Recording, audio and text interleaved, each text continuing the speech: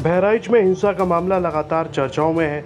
इसी बीच यूपी विधानसभा में नेता प्रतिपक्ष माता प्रसाद पांडे को बहराइच जाने से प्रशासन ने रोक दिया। माता प्रसाद पांडे 19 अक्टूबर को दोपहर 12 बजे के लगभग बहराइच हिंसा के शिकार हुए पीड़ित परिवारों से मिलने वाले थे, लेकिन लखनऊ से निकलने से पहले उन्हें रोक दिया गया। वहीं सपा नेता माता प्रसाद पांडे ने बहराइच जाने की अनुमति न मिलने पर बीजेपी सरकार को आड़े हाथों लिया। सपा नेता ने कहा, ये सरकार की तानाशाही और मनमानी है। नेता प्रतिपक्ष ने कहा कि ये किसकी गलती है, इसके लिए उच्च स्तरीय जांच होनी चाहिए। एनकाउंटर के बारे में तो जो अखबारों में पड़ा वही जान रहे हैं, पर जो भी हो रहा है वो किस स्तर तक सही है, मैंने इसकी गंभीरता से जांच नहीं की। पर जहां तक एनकाउंटर की बात है, ये एनकाउंटर नहीं बल्कि पकड़कर पैर में गोली मारने जैसा है। इस सरकार में बड़ी घटना हो रही है और एनकाउंटर नहीं हो रहा है बल्कि हत्याएं हो रही हैं। ये प्रशासन और सरकार लगता बहुत डरी हुई है। मुझे रात को ही एक चिट्ठी आ गई सिटी मजिस्ट्रेट के, उसके बारे में वहाँ का कोतवाल भेजा कि आपको अनुमति नहीं दी गई है। दूसरा चिट्ठी फिर डीएम की तरफ से आ गई। तो ये रोकने का मैं अभिप्राय नहीं समझ पाया, क्यों इतना डरे हुए हैं। हम जाते तो कौन हो जाता।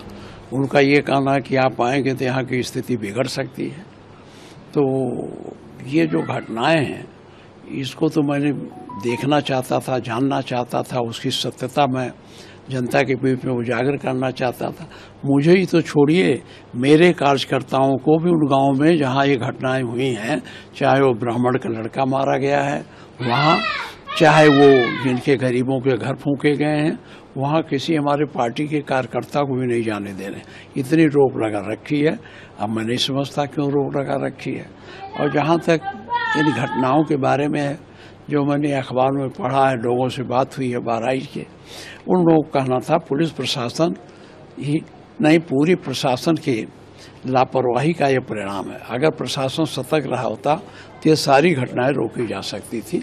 इन्होंने इसको रोकने का कोई पहले से प्लान नहीं बनाया था। अब क्यों नहीं बनाया था ये तो मैं नहीं कह सकता, लेकिन अब बाद में जो पकड़ के इनकाउंटर हो रहा है, नोटिस दी जा रही है घर गिराने की, ये तो हमको लगता है इससे डरे हुए हैं। उस घटना पर का पटाक्षेप करने के नाते इस तरह की कार्रवाई करने की प्रक्रिया डीएम ने चालू की है। बहराइच में बवाल के बाद अब इलाके में यूँ तो शांति है, लेकिन कयास है कि अब जल्द ही यहां बुलडोजर गरज सकता है। बहराइच कांड के बाद हिंसा के मुख्य आरोपी अब्दुल हामिद समेत 23 लोगों के घर पर पीडब्ल्यूडी ने नोटिस चस्पा कर दिया है।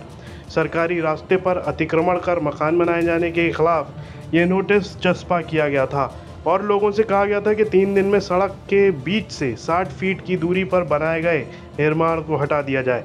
वहीं अब वहां के लोगों और दुकानदारों ने अपने ही हाथों अपनी दुकानों मकानों को खाली करना शुरू कर दिया है।